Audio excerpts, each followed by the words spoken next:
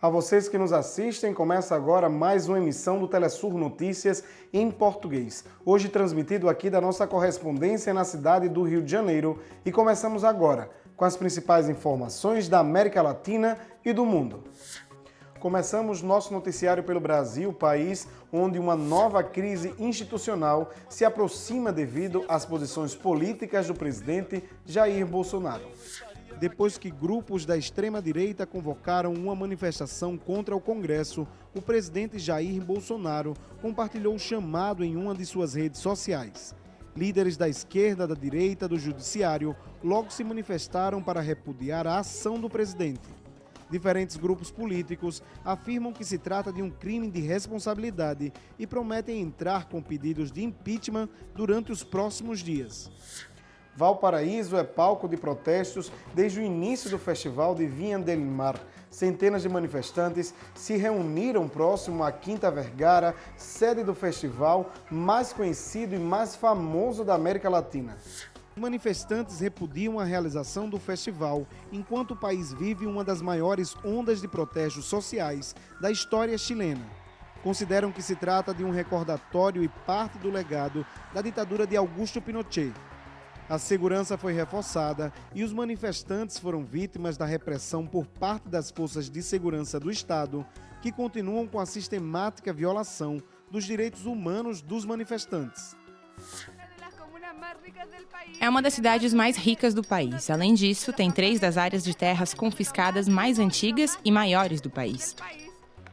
68% da população de Viña del Mar está abaixo da linha da pobreza. 12 bairros não possuem água potável. As pessoas não têm banheiro, precisam ir à montanha para fazer suas necessidades. Por outra parte, o país iniciou uma campanha eleitoral para o plebiscito constituinte convocado para o próximo dia 26 de abril. De acordo com informações do Serviço Eleitoral, as diferentes posições políticas poderão realizar sua propaganda desde a última quarta-feira, 26 de fevereiro, até o próximo dia 23 de abril. O grupo político Aprova o Chile Digno convocou uma mobilização na Praça das Armas para dar início às suas atividades. Outras organizações convocaram assembleias populares para reflexão e diálogo sobre um novo modelo de Constituição. Enquanto isso, partidos da direita e da extrema-direita buscam manter a atual Constituição imposta na ditadura de Augusto Pinochet. Na República Dominicana, continuam os protestos contra a suspensão das eleições municipais do último dia 16 de fevereiro. Os dominicanos saíram às ruas novamente pelo 10º dia consecutivo, dessa vez coincidindo com a celebração da independência do país. É o último discurso à nação do presidente Danilo Medina. Os detalhes com Deise Tucen. Olá, como estão? Já são 12 dias de protestos consecutivos em busca do esclarecimento sobre a suspensão das eleições municipais do dia 16 de fevereiro. Nesse momento, na Praça da Bandeira, acontece o protesto Trabucaço 2020, dia em que se comemora a independência dominicana.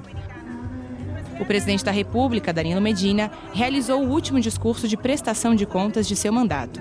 Esta concentração é para exigir a garantia das próximas eleições e que os votos e a vontade popular sejam respeitados em um processo transparente e confiável. É um chamado para que se mantenha a ordem e que os protestos aconteçam de forma pacífica, como foram realizados até agora, pelo que registramos. E passamos agora para a América Central, isso porque na Costa Rica foi assassinado o líder indígena Jerry Rivera. Jerry Rivera liderava a luta dos povos originários pela recuperação de seu território. O dirigente foi assassinado durante um confronto entre comunidades indígenas e fazendeiros. O incidente se registrou na noite de segunda-feira, 24 de fevereiro, na localidade de San Antônio de Terraba, no sul da Costa Rica. O assassinato foi condenado por organizações civis. Na Suíça, a Venezuela denunciou as medidas coercitivas unilaterais dos Estados Unidos que vulneram sistematicamente os direitos humanos dos venezuelanos diante do plenário da sessão número 43 do Conselho de Direitos Humanos das Nações Unidas. Leonel Retamal nos oferece os detalhes diretamente de Caracas. O governo venezuelano participa da edição número 43 da sessão ordinária do Conselho de Direitos Humanos da ONU, onde denunciou os assédios que sofre dos Estados Unidos com as medidas de pressão econômica. A Venezuela denuncia que essas medidas são coercitivas e unilaterais, tomadas em desrespeito ao direito internacional e que colocam em risco a vida, a saúde, a educação e os direitos humanos do povo venezuelano. Nesse sentido, no começo de fevereiro, a Venezuela apresentou uma demanda na Corte Penal Internacional, denunciando os crimes de lesa humanidade dos Estados Unidos contra o povo venezuelano. E nesta sessão do Conselho de Direitos Humanos reiterou essa denúncia, afirmando que este bloqueio atenta contra a vida e a segurança do povo venezuelano. O chanceler cubano reiterou que, embora as agressões de Washington, Cuba honrará com os compromissos de cooperação internacional em matéria de direitos humanos. Cuba continuará honrando seu compromisso de cooperação internacional em direitos humanos, em particular, com suas obrigações derivadas dos instrumentos internacionais do tema. Cuba reafirma o seu apoio neste Conselho de Direitos Humanos e decidiu apresentar sua candidatura como membro do órgão para o período de 2021 a 2023. E no Reino Unido avança o julgamento contra o ativista e fundador do Wikileaks, Julian Assange. A ação busca extraditar Assange para os Estados Unidos. A defesa de Assange denunciou o excessivo rigor contra o ativista no processo. Afirmaram que o fundador do Wikileaks foi algemado 11 vezes, preso em 5 salas, ficando nu 2 vezes e teve todos os seus documentos confiscados em relação ao caso. Tudo isso só na primeira jornada. Por enquanto, centenas de ativistas continuam protestando contra uma eventual extradição aos Estados Unidos e exigem do governo britânico a liberdade imediata do jornalista australiano. Ao menos 10 pessoas morreram e outras 130 ficaram feridas, foi o saldo que deixou a visita de Donald Trump à Índia. Segundo as autoridades, entre os mortos estão 9 civis e um policial.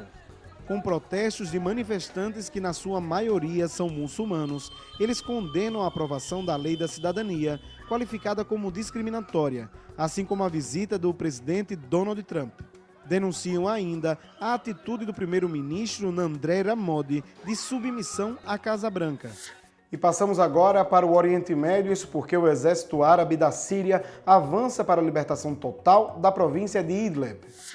Até agora, 15 localidades foram recuperadas depois de duros combates contra os terroristas no setor sul da província.